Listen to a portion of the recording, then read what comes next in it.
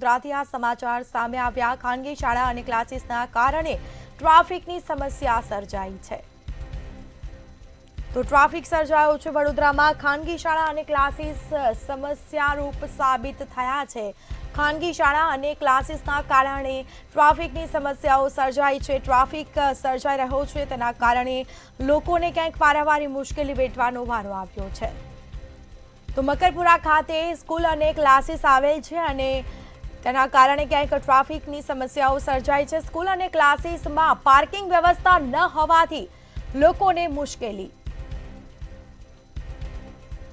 તો વડોદરામાં ખાનગી શાળા અને ક્લાસીસ સમસ્યા બન્યા છે। આ દ્રશ્યો સામે આવ્યા છે। ખાનગી શાળા અને ક્લાસીસના કારણે ટ્રાફિકની સમસ્યાઓ સર્જાઈ રહી છે।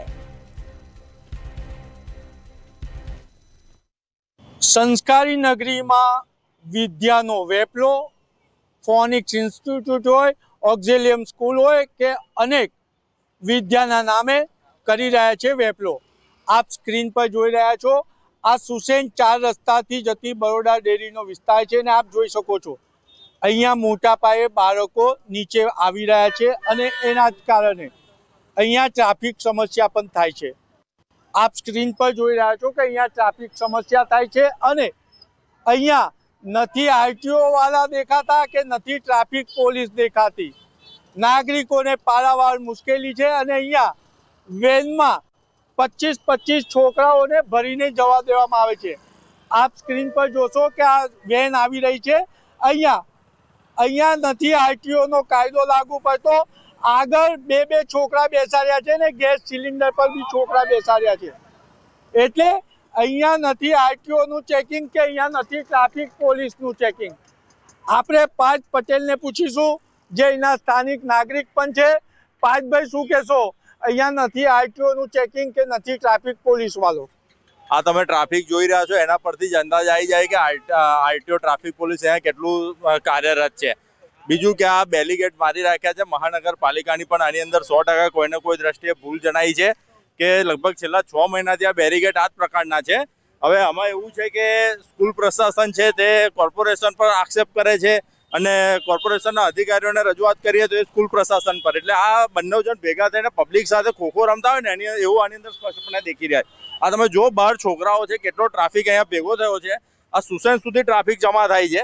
લોકોના પેટ્રોલનો વ્યય થાય છે। એક તો પેટ્રોલ આટલું મોંઘું છે ને એમાં પછી લોકોને હેરાન થવું પડે છે। એક બાજુ આ સ્કૂલ પ્રશાસન વિદ્યાના નામે વેપાર કરે છે, રૂપિયા એ લોકો કમાય છે અને હેરાન અહીંયા જનતાએ થવું પડે છે। જનતાનું પેટ્રોલ અહીંયા વ્યય થઈ રહ્યું છે।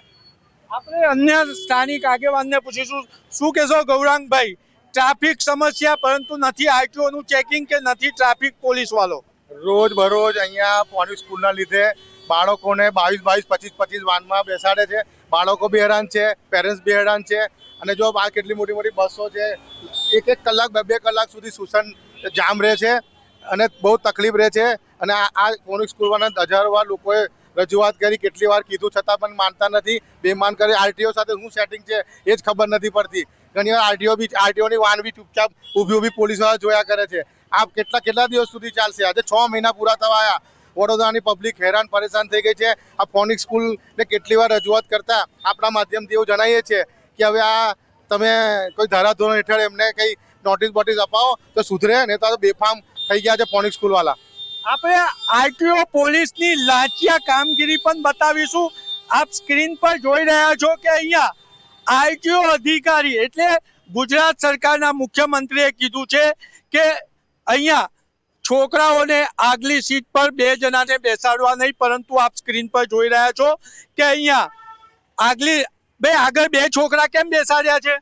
છે જગ્યા સાહેબ, પણ આ છોકરાઓ આગળ બેહવું છે એટલા માટે અહીંયા ઉતરી જવાની એટલે। અને એક ગાડીમાં કેટલા છોકરાની પરમિશન છે? અમારા 11 છોકરાની। તો અહીંયા કેટલા છોકરા આ ગણો ને 11 જ છે। ગણો તમે।